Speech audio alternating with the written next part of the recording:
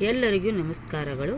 ಇದು educational psychology CC paper 2005 psychology paper ಅದ ರೀ. ಇದು ನಿಮ್ಮ ಮುಂದೆ ಎಕ್ಸಾಮ್ ಕರೀತಾರಲ್ಲ TET, HSTR, PSTR, GPSTRಗೆ ಅನುಕೂಲಕವಾಗುವಂತೆ ಮೊದಲು ನೀವು ಏನು ಮಾಡಬೇಕು, ಕ್ವಶನ್ ಪೇಪರ್ಗಳನ್ನು ಬಿಡಿಸ್ಬೇಕು ರೀ. ಆಮೇಲೆ ಬುಕ್ ಓದ್ರಿ. ಅಂದರೆ ಯಾವ ರೀತಿ ನಿಮಗೆ ಕ್ವಶನ್ ಬರ್ತದೆ, ಯಾವ ರೀತಿ ಇವ್ರು ತೆಗಿಬೋದು ಮತ್ತು ಪುನರಾವರ್ತನೆ ಆಗುವ ಚಾನ್ಸಸ್ ಹೆಚ್ಚಿಗೆ ಇರ್ತದೆ.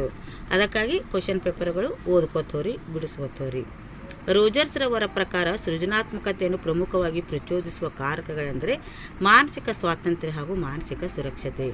ಕಾಲ್ಪನಿಕ ಸಾಧನೆಗಳ ಮೂಲಕ ನಿರಾಶನೆಗೊಂಡ ಅಭಿಲಾಷೆಗಳನ್ನು ತೃಪ್ತಿಪಡಿಸುವ ವಿಧಾನಕ್ಕೆ ಹೀಗೆನ್ನುತ್ತಾರೆ ಅಂದರೆ, ಕಲ್ಪನೆಗಳ ಮೂಲಕ ಬಂತಂದ್ರೆ ಭ್ರಮೆ ಅಂತ ಹೇಳ್ರಿ. ಚಲಕಗಳನ್ನು ನಿಯಂತ್ರಿಸುವ ಮೂಲಕ ಪ್ರಾಕಲ್ಪನೆಯನ್ನು ಪರೀಕ್ಷಿಸುವ ಮಾಹಿತಿಯನ್ನು ಸಂಗ್ರಹಿಸುವ ವಿಧಾನಕ್ಕೆ ಈ ರೀತಿ ಎನ್ನುವರು. ಚಲಕಗಳು ನಿಯಂತ್ರಿಸೋದು ಬರ್ತಂದ್ರೆ ಪ್ರಾಯೋಗಿಕ ವಿಧಾನ ಅಂತ ನೆನಪು ಮಾಡ್ಕೊರಿ. ವರ್ತನೆಯನ್ನು ಅಧ್ಯಯನ ಮಾಡುವ, ಶೋಧಿಸಿ ಚಿಕಿತ್ಸೆ ಮಾಡುವ ಮನೋವಿಜ್ಞಾನದ ಶಾಖೆ ಹೀಗೆನ್ನುತ್ತಾರೆ ಅಂದರೆ ನೈದಾನಿಕ ಮನೋವಿಜ್ಞಾನ ಅಂತಾರೆ. ಅಂದ್ರೆ ಇದು ವರ್ತನೆಯನ್ನು ಅಧ್ಯಯನ ಮಾಡಿ ಶೋಧಿಸಿ ಚಿಕಿತ್ಸೆ ಮಾಡ್ತಾರಲ್ಲ, ಅದಕ್ಕೆ ನೈದಾನಿಕ ಮನೋವಿಜ್ಞಾನ.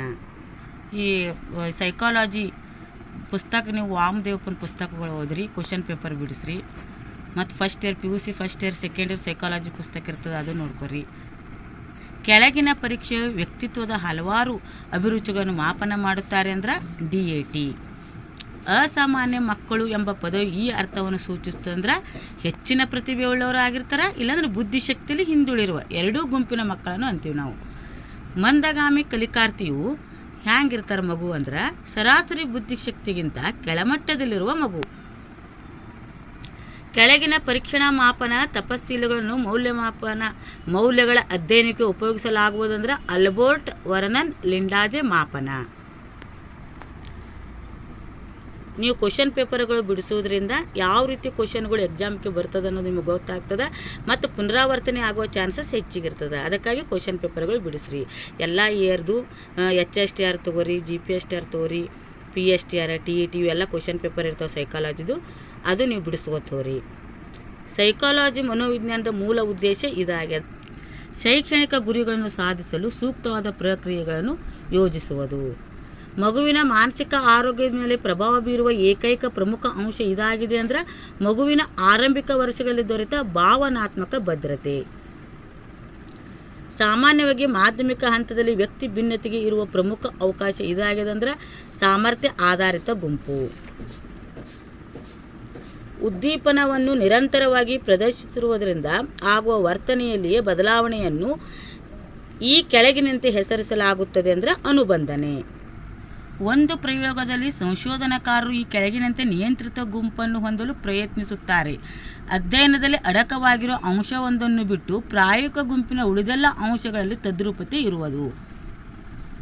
ಯಾವ ವಿಧಾನದಲ್ಲಿ ಹಲವಾರು ಮೂಲಗಳಿಂದ ಮಾಹಿತಿಯನ್ನು ಸಂಗ್ರಹಿಸಿ ಮತ್ತು ಅದನ್ನು ವಿಶ್ಲೇಷಿಸುವುದರಿಂದ ವ್ಯಕ್ತಿಯ ಸಮಸ್ಯೆಗಳನ್ನು ಅರಿತು ಅವುಗಳಿಗೆ ಪರಿಹಾರ ಕಂಡು ಹಿಡಿಯಲಾಗುವುದೋ ಅಂಥ ವಿಧಾನಕ್ಕೆ ಹೀಗೆನ್ನುವರಂದರೆ ವ್ಯಕ್ತಿ ಅಧ್ಯಯನ. ಅನುವಂಶೀಯ ಗುಣಲಕ್ಷಣದ ನೈಜ ವಾಹಕಗಳೆಂದರೆ ಜೀನುಗಳು. ವ್ಯಾಟ್ಸನ್ನರವರು ಹೇಳುವಂತೆ ಮನೋವಿಜ್ಞಾನವು ಈ ಕೆಳಗಿನ ಅಧ್ಯಯನವಾಗಿದೆ ಅಂದರೆ ವರ್ತನೆ. ವಿಡಿಯೋವನ್ನು ಪೂರ್ತಿ ನೋಡಿ. ಕಲಿಕೆಯಲ್ಲಿ ಸಮತಲನವನ್ನು ಈ ರೀತಿಯ ಅವಧಿ ಎಂದು ವ್ಯಾಖ್ಯಾನಿಸಲಾಗುವುದಂದ್ರೆ ಪ್ರಸ್ತುತ ಪ್ರಗತಿಯಲ್ಲಿರದೆ ಮುಂದಿನ ದಿನಗಳಲ್ಲಿ ಅತಿ ಗರಿಷ್ಠ ಮಟ್ಟದ ಪ್ರಗತಿ ಕಾಣಿಸಿಕೊಳ್ಳುವುದು.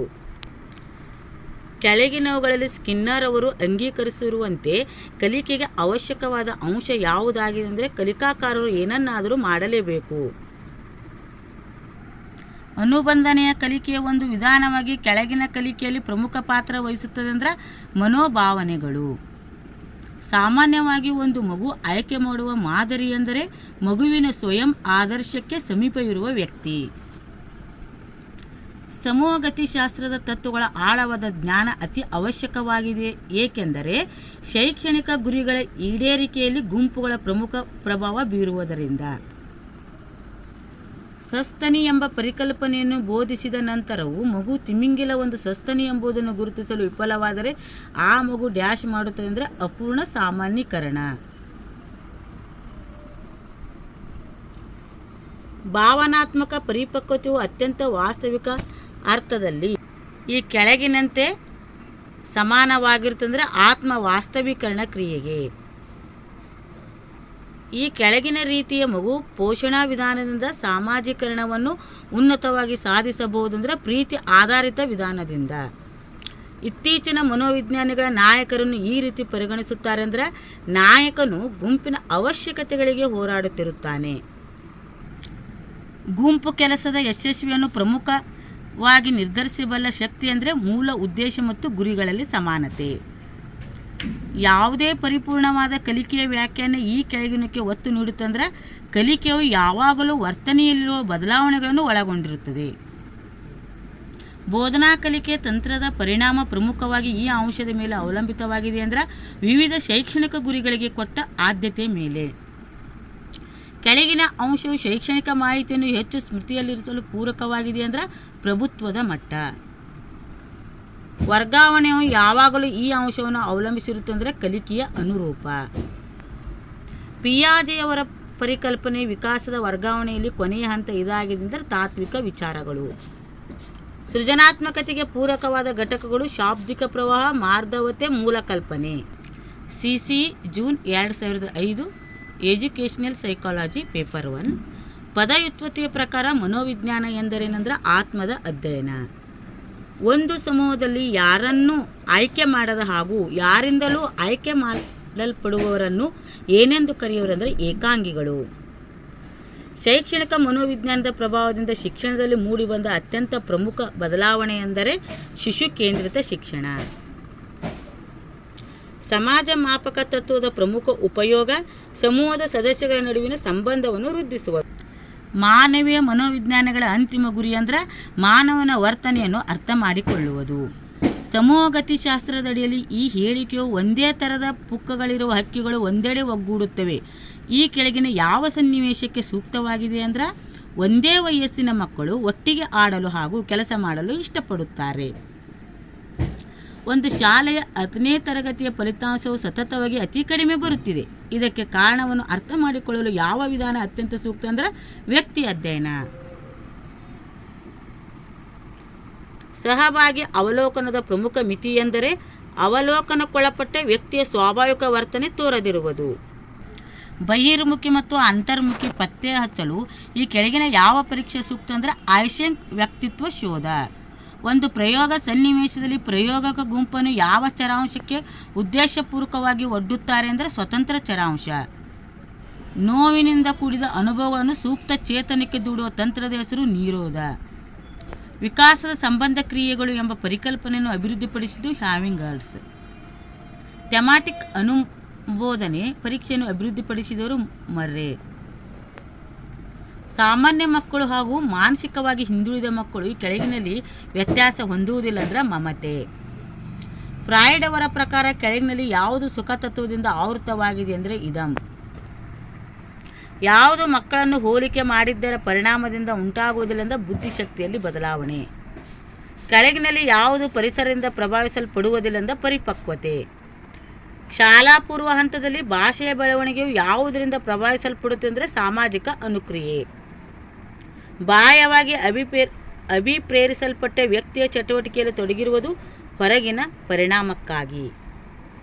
ಶೈಶವಾವಸ್ಥೆಯ ನಂತರದ ವರ್ಷಗಳಲ್ಲಿ ಹುಡುಗರು ಹುಡುಗಿಯರಿಗಿಂತ ಭೌತಿಕವಾಗಿ ಹೆಚ್ಚು ಸಕ್ರಿಯರಾಗುತ್ತಾರೆ. ಈ ವ್ಯತ್ಯಾಸಕ್ಕೆ ಕಾರಣ ಅಂದರೆ ಅನುವಂಶೀಯತೆ. ಒಂದು ಎಕ್ಸಾಮ್ಗೆ ಬಂದಿದ್ದು ಇನ್ನೊಂದು ಎಕ್ಸಾಮ್ದಲ್ಲೂ ಬಂದವ್ರಿ. ನೀವು ಕ್ವಶನ್ ಪೇಪರ್ಗಳು ಪರ್ಫೆಕ್ಟಾಗಿ ಓದ್ಕೋಬೇಕಾಗ್ತದೆ. ಯಾವುದು ಸರಿ ಅಂದ್ರೆ ಸಮುದ್ರದ ಪರಿಕಲ್ಪನೆಯು ಅದರ ಪ್ರಮುಖ ಗುಣ ಅದರ ಗಾತ್ರ.